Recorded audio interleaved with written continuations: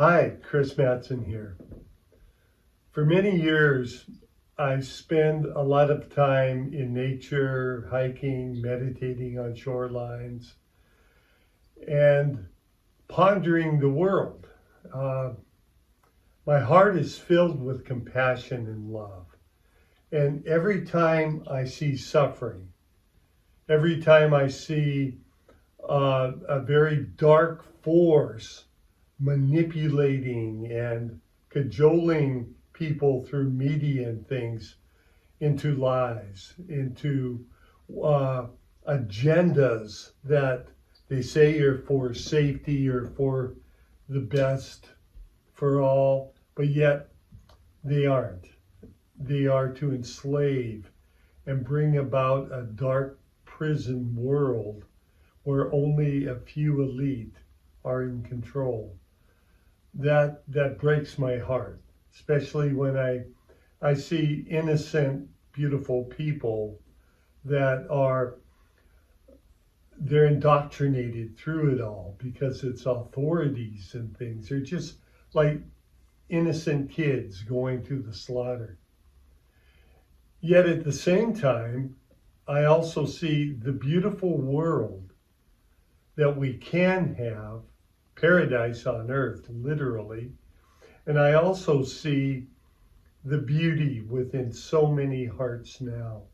And I see so many glimpses of paradise on earth during my day. Like today, I was in nature and I was sitting on a shore, and all these butterflies, monarch butterflies, came around. There was a deer, and it was because of my vibration, it knew it didn't have to fear. So I was literally within arm's distance, just talking to it and telling it a little story while it was eating without a care. That's paradise. It's such beauty. Now, I've seen what paradise on earth can look like. It's absolutely amazing. Uh, this whole notion of work is no more. This idea that we have to struggle and that there is suffering in the world, as a necessary thing. No, it's any suffering is where we're not yet aligned, attuned. Suffering is a beautiful thing in that it shows us there's something wrong, but it's unnecessary. Just like stubbing my toe is unnecessary, but the pain as a result is my reminder, right? So just here's a little glimpse of what paradise on earth looks like. Uh, we have free energy. You don't have to be thinking about paying bills. Say you can have it, it's like a little cube, almost like a crystal. It's a torus shaped thing. And even having that in your pocket, it emanates light and health to your body temple. It's not like it's at all dangerous, but yet you have free light when you need it, free heat if you need it, on and on and on while you're on your journeys. And at home, there's one for your free land. This whole idea of mortgages and rent is done away with. Your private sacred space is yours with your beautiful home on it. And with the free energy there, it's wonderful. We do have internet, but it's healthy, and it's not even we don't even have like devices things.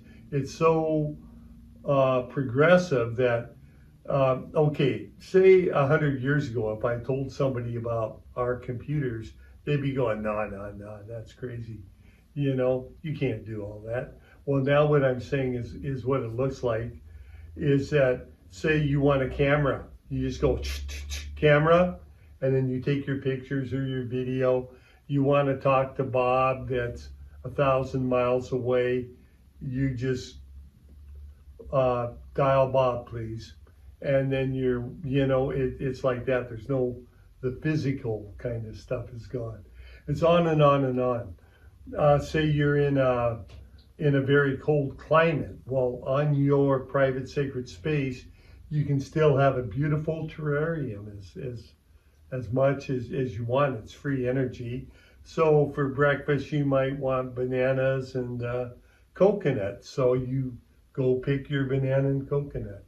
The land itself is so thriving that we don't even have grocery stores, quote unquote, because there's so much just available. On and on. There's med beds, for when a person goes into some sort of a sickness that heals very rapidly, but they're not used that much simply because everything is in such a beautiful harmony. The currency, right now we have money, right? And that money is a fear, greed based commodity. It's like out of fear of starving and being homeless and stuff, we are out there trying to, in slavery, make money. It's out of a fear of the consequences and also of greed. I want, and so that creates, people that will lie, cheat, steal, on and on and on. It's a huge amount of suffering there. Now, on Paradise on Earth, what it's like, there is currency, but the currency is based on love. The more a person is loving, the wealthier they are.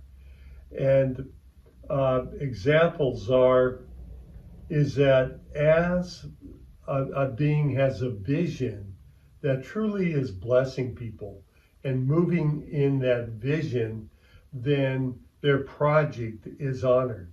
Say, for instance, a person may, in their local area, there's something that could be shared with the world, right? And so they have plenty of it. We'll say, I don't know, say you're in South America and there's cinchona bark trees everywhere, and the cinchona bark is a real healthy thing, but yet in other places they don't have quite as much. Well, you want to give them the seed so in their terrarium areas they can grow it, or just send them the bark itself. So in that case, you set that up out of love to bless people with what's around in your area. And so that project is honored and supported, right? So in other words, everything is heart-based, filled with love. And so as far as connection, there is a true heart connection with everybody, recognizing that we are one. And that this notion of borders, for instance, we simply don't have them because they're not required anymore. We still call this land, I have a name for it, like, North America or Canada or whatever, but it's more the landmass, right? And we recognize that we are all Earth citizens, right? And because it's prosperous everywhere on the Earth, we don't have to be concerned about having borders and things, And another big one is two main ways we're manipulated right now into keeping us in the prison. One is the school, the education system, the supposed science, the empirical science, which is just really a manipulation tool filled with lies to keep us within this matrix. And another one is the media, what you're told and taught. So in other words, what these this entities, the dark force, whatever you want to call them, controllers, the elite, the cabal, so many names for them.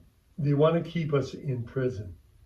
And the main ways they do that is through fear, and they use that through the media, through education, and numbing us down as much as possible, programming, on and on and on. So we're at a crossroads right now where we're playing for high stakes. There is a spiritual war going on right now, and it's for the very control of the human population. Are we going to be in prison, or are we going to be free in paradise? And that is what my life is dedicated to, is as much as I can, is show how we can return to paradise, return to the garden. It's not about waiting to be saved, because if you're waiting for that, it's not going to happen. It's us allowing the Savior, the love, the heart to restore us to paradise. That's how we get her done. Now, if you are like of a belief system, a program that is saying that, well, Christ is going to come, or Maitreya is going to come, or whoever, and is just going to make it all right, okay, fine, there's have that. But in the meantime, do all you can to make it happen. You know, it's we are not responsible for the entire world, but we are responsible for our sphere of influence and how much we can expand that sphere of influence through our currency, which is love.